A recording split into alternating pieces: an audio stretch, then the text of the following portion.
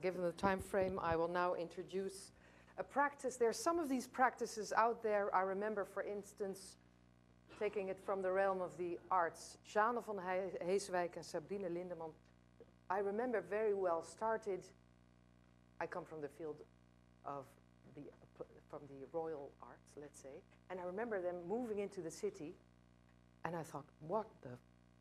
And this is one of these practices that I thought, what is Ekim Tan doing? As a writer, as an educator, and of course trained as an architect, she started on tapping on into the notions of play. In the next 10 minutes, we'll have a conversation on how that came about. But as mentioned, trained as an architect already, lived and worked in the US, in Syria, in Egypt, born in Istanbul. I somehow was wondering, how did all of that come about? It was a decade ago when she founded Play the City. She's based in Amsterdam, and here to talk about what that has brought her, this decade long of research through the notion of play. Ladies and gentlemen, please welcome Ekim Tan.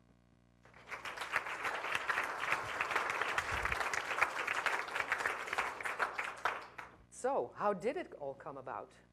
Yeah, I think maybe we start from 2008 when actually Play the City, but also my PhD research at the Technical University of Delft started. So back then, I think we did not realizing that we were just at the brink of the crisis, like entering the crisis. We were very, maybe naively, but also very idealistically researching self-organization with the professor Yuval Portigale from Tel Aviv University, whose wife is an architect, who has worked with Christopher Alexander. So the questions were actually very idealistic about how can we actually inform organic city, especially in a very strict planning regime as in Netherlands. Can self-organization theories actually inform urban planning? If so, how would we do it? So the first 2 years of the research was pretty theoretical. But this was pre-crisis. Yeah, so yeah, I think we were landing in the midst of crisis, but maybe at the University of Tirana we were not realizing much, so we had the luxury of reading and, that like basically discovering the world from a very idealistic point of view. And then there was looking into, of course, informal towns where I come from in Istanbul, Cairo, looking into new towns like Almere and contrasting and comparing what could these cities learn from each other. We organized one simple game session, and at that time we did not call it game, but it was basically mimicking what Christopher Alexander was doing with his postgraduate students at UCLA, bringing them all together. Maybe I can show. Yeah, there you go. Yeah. This one? Yeah. Yep. So this is a bit later of Play the City. Maybe I should go back to Istanbul. Yeah, this is one of the first projects. So, and so the idea of bringing designers around the table and how can we actually, without having the imposing the idea of a certain design of one designer of one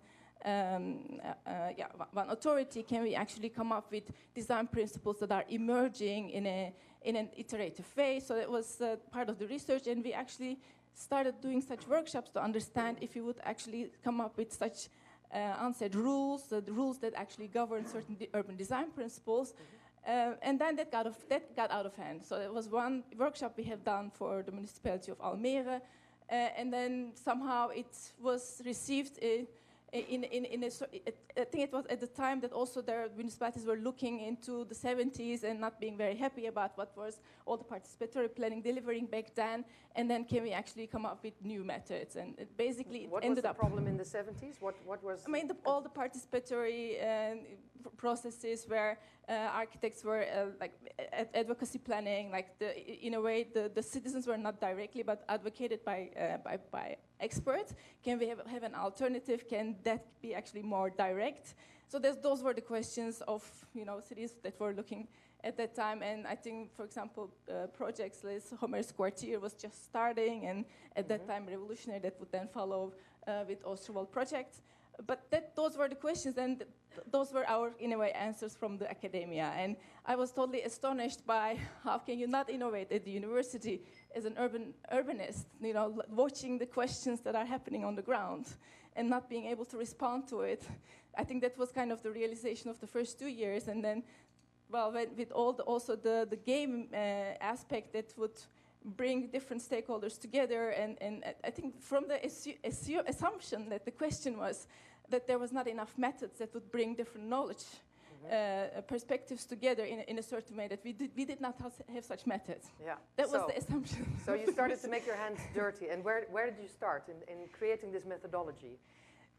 So, I mean, basically, it's as I said, it was just one experimental workshop that was organized for Almere, and then that was basically with the help of students. We were trying to see if we would come up with design principles when people with design ideas around the table, but none of them was actually leading in terms of the hierarchies. And how could we actually see if there are shared principles, for example, in those workshops, and then that is how it started. And then we were basically being curious, what if we have done it with students, what if we would do this with real stakeholders of urban planning?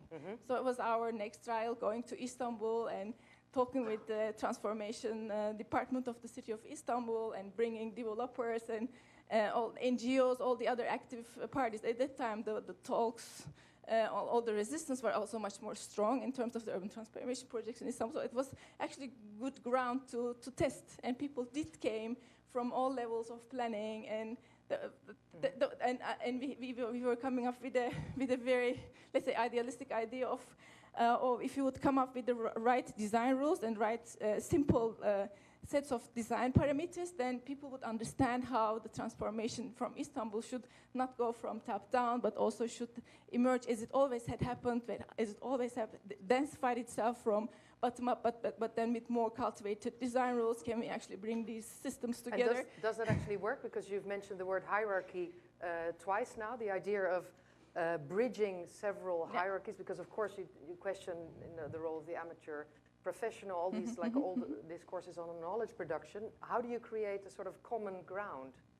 I mean, the common ground is the game interface itself. So it's basically borrowing a lot from urban design and architecture itself, the way we work with 3D models, physical models, and the way we mature our ideas. And can you actually make it more Lego-like and break it down to simple building units that can actually be then also progressed and basically expressed, by also non-experts. For example, this, I think, maybe Cape Town example, where also non-literate traders can take small units to explain, hey, this is my container trade. I actually would love to live above it because of the security reasons. So I would like to, basically what we call mixed use, and such things, without even knowing all these terminologies, could actually be taught and expressed. And what we were learning also through such workshops was basically how people who does not know terminology can join such processes and can also be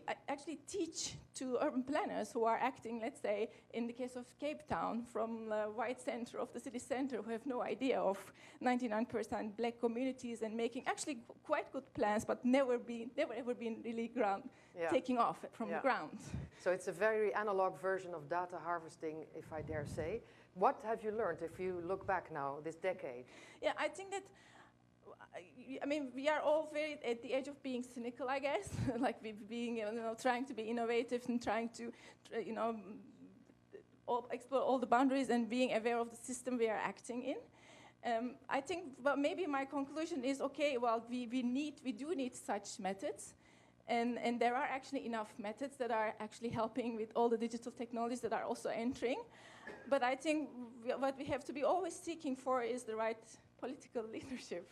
So I mean, we were talking earlier. Is it the politicians who are missing the leadership, or is it the knowledge that we are missing, or is it the talents we are missing? I think if we have to prioritize there, I would say we do have knowledge, and if we seek for talent, we can find them. Yeah. But I think the real question is, how do we actually make sure that such methods that we are working so hard on can actually come to realization or come have a real effect? Yeah.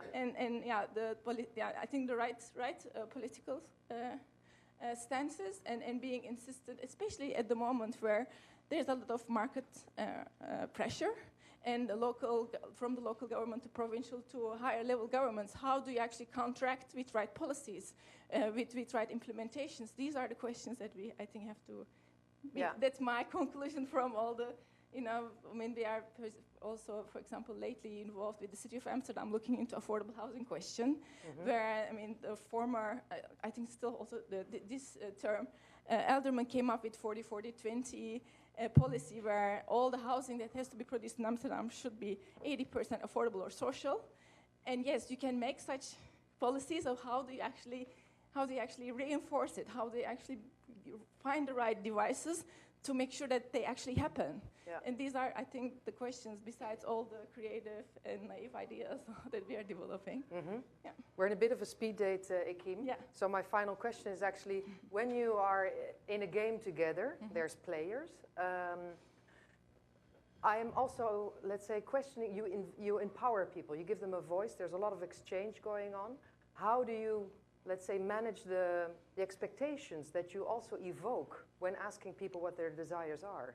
I think empowering is a good word. What I think that it is doing is, it is a tool that is supporting communication and design sometimes when you set it up in that way. And if it's also desired, also the political